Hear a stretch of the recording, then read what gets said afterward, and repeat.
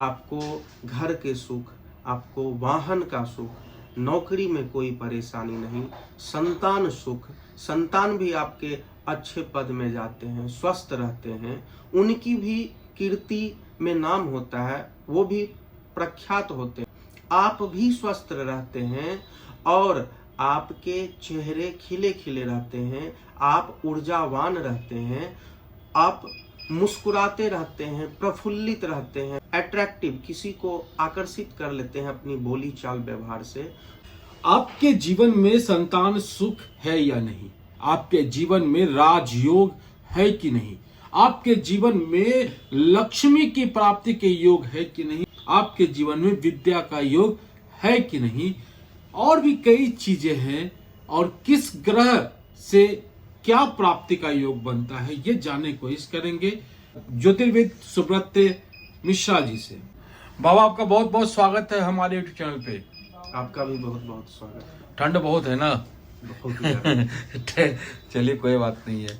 बाबा, अगर किसी को संतान सुख चाहिए, धन चाहिए, दौलत चाहिए, आय चाहिए, नौकरी चाहिए, या फिर जो ऐश्वर्य की चीजें हैं वो चाहिए, तो कैसे पता चलेगा किसी जातक के कुंडली में संतान सुख, आय, धन, लक्ष्मी सुख ये सब है कि नहीं, विद्या सुख है कि नहीं, मतलब विद्या प्राप्ति का योग है कि नहीं, कैसे पता चलेगा? थोड़ा हमारे दर्शकों को बताएं। देखिए इंद्रसेन जी, कुंडली के 12 भाव, कुंडली में 12 भाव होते हैं। हर एक भावों की अपनी अपनी फल देने की अलग अलग क्षेत्रों में फल देते हैं सारे भाव। प्रथम भाव के फल कुछ और हैं, द्वितीय के कुछ और हैं, इसी तरह क्रमशः प्रथम से लेकर 12 भावों का फल अलग अलग है।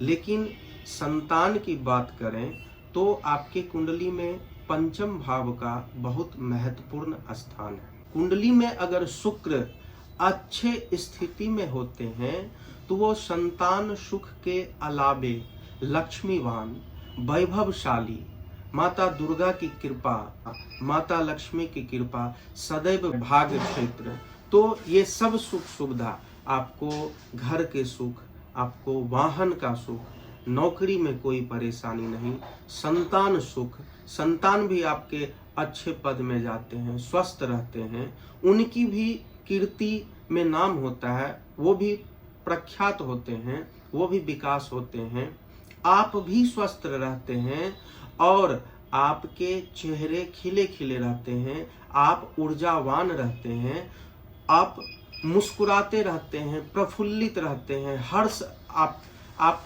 अट्रैक्टिव, किसी को आकर्षित कर लेते हैं अपनी बोली चाल व्यवहार से।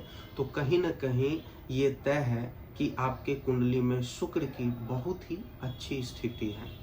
तो शुक्र कई क्षेत्रों में आपको लाभ देते हैं और ये क्षेत्र जो है ये सब प्रमुख क्षेत्र ही हैं, चाहे वो भाग्य हो, संतान हो, नौकरी हो या भौतिक सुख साधन।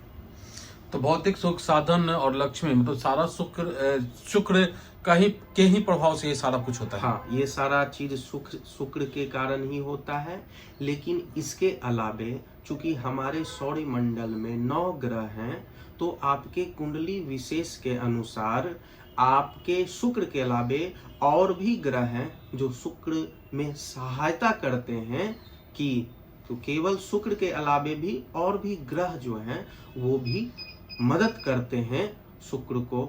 इस स्थिति में आप किसी ज्योतिष परामर्श लेकर ये अपनी कुंडली का विवेचन करवाइए कि शुक्र की स्थिति क्या है या आपके लिए कौन से ग्रह सारे चीजों को देने वाले हैं। अच्छा, मतलब कि कुंडली का विवेचन करने के बाद क्लियर फिगर समझ में आएगा कि शुक्र, मतलब कि आपके कुंडली में संतान सुख या फिर जो भी है वो है कि नहीं है। हाँ, और कुंडली देखिए, प्रथम भाव जो होते हैं इसके अनुसार भी शुक्र के अच्छे रिजल्ट होते हैं। जैसे आपकी कुंडली में प्रथम भाव के स्वामी अगर वृषभ है, तुला है, मिथुन, कन्या, मकर या कुंभ लग्न है, तो इस स्थिति में शुक्र अच्छे भाव के स्वामी ही होते हैं और अच्छे ही फल देते हैं।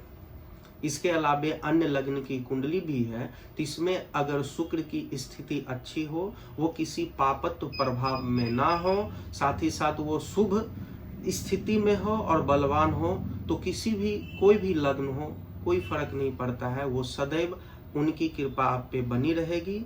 नैसर्गिक ग्रह में देवगुरु बृहस्पति और शुक्र ही सौम्य ग्रह होते हैं, शुभ ग्रह होते हैं, जिनका बहुत ही अल्प मात्रा में ही नकारात्मक प्रभाव मिलने को देखा गया है। लगभग ना ही नकारात्मक प्रभाव देते हैं, नहीं देते हैं।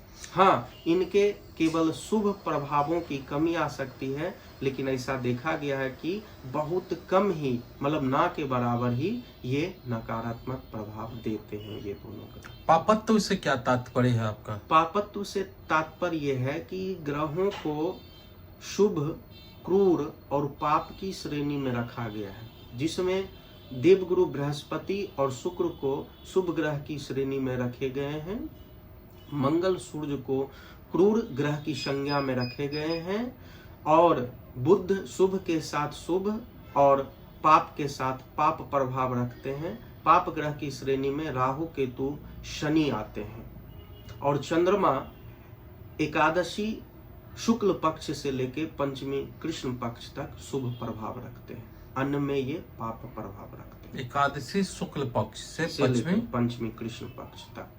अच्छा, बाकी समय ये रखते हैं। हाँ, तो ये इनका एक अलग चलता रहता है। हाँ, बुध का भी है, शुभ के साथ शुभ प्रभाव रखते हैं, पाप ग्रह के साथ पाप प्रभाव रखते हैं। शुक्र और बृहस्पति सदैव सौम्य शुभ ग्रह की श्रेणी में आते हैं, और राहु, केतु, शनि पापत्व श्रेणी में आते हैं। आपने एक लक्षण तो बता दिया कि अट्रैक्टिव होता है व्यक्ति शुक्र से जो प्रभावित होता है। हाँ, और क्या लक्षण है? देखिए, शुक्र और चंद्रमा हमारे शरीर में तरल पदार्थ अर्थात हार्मोन्स का भी देख रेख करते हैं। शुक्र खास करके पुरुष में वीर्य यानी स्पर्म जो होते हैं, शुक्राणु जो होते हैं, उसका देख रेख करते हैं। मनुष्य के शुक्र अगर प्रबल होते हैं, यानी शुक्राणु प्रबल रहते हैं, मजबूत रहते हैं, तो मनुष्य में कहीं न कहीं शुक्राणु मनुष्य के तेज में, उनके स्वास्थ्य में सहायक सिद्ध होते हैं, क्योंकि शुक्राणु का निर्माण हमारे भोजन संबंधित होता है, और शुक्र प्रबलता होने से मनुष्य जो होते हैं वो खान पान के शौकीन होते हैं, और कपड़े लत्ते भी वो काफी शौक से पहनते हैं। शुक्र के प्रबल होने से काफी शौकीन व्यक्ति होते हैं। उनकी जो सोच होती है वो राज के तरह, राजा के तरह होती है। वो साफ सुथरा रहना पसंद करते हैं, साफ सुथरे जगहों पे रहना पसंद करते हैं, साथ और अच्छे अच्छे भोजन का शौकीन। तो राजयोग है कि नहीं, वो कैसे पता चलेगा? देखिए, कुंडली में कई तरह के योग होते हैं, जिसमें राजयोग भी होते हैं।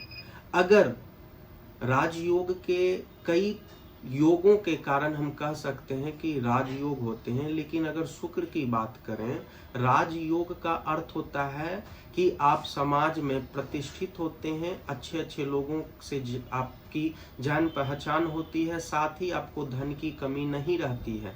राजयोग में यही फल होता है, और आप अच्छे रैंक में जाते हैं। लेकिन राजयोग नहीं होने के बावजूद भी अगर आपकी कुंडली में शुक्र अच्छे जगहों पे और वलित होकर बैठे हैं, तो उस राजयोग जैसा ही फल आपको प्रदान करने में सहायक सिद्ध हो। चलिए, तो विशेष जानकारी के लिए ज्योतिर्विद की सलाह लेनी होगी। हाँ हाँ, बिल्कुल। चलिए बाबा, आपने समय दिया उसके लिए आपका बहुत बहुत आभार, बहुत बहुत धन्यवाद। हर हर महादेव। हर हर महादेव। इस वीडियो से आपको पता चल गया होगा कि राजयोग पाने के लिए, संतान सुख पाने के लिए, या फिर धन की प्राप्ति का योग है कि नहीं, ये सब जानने के लिए क्या करना है आपको। उम्मीद है आपको ये वीडियो अच्छा लगा होगा, जानकारी अच्छी लगी होगी। वीडियो अच्छा लगा हो तो लाइक कीजिए, शेयर कीजिए, सब्सक्राइब कीजिए हमारे चैनल को। हम फिर मिलेंगे किसी और नए अपडेट के साथ। तो इन द सेम का प्यार नमस्कार। जय भारत, जय बिहार, जय हिंद।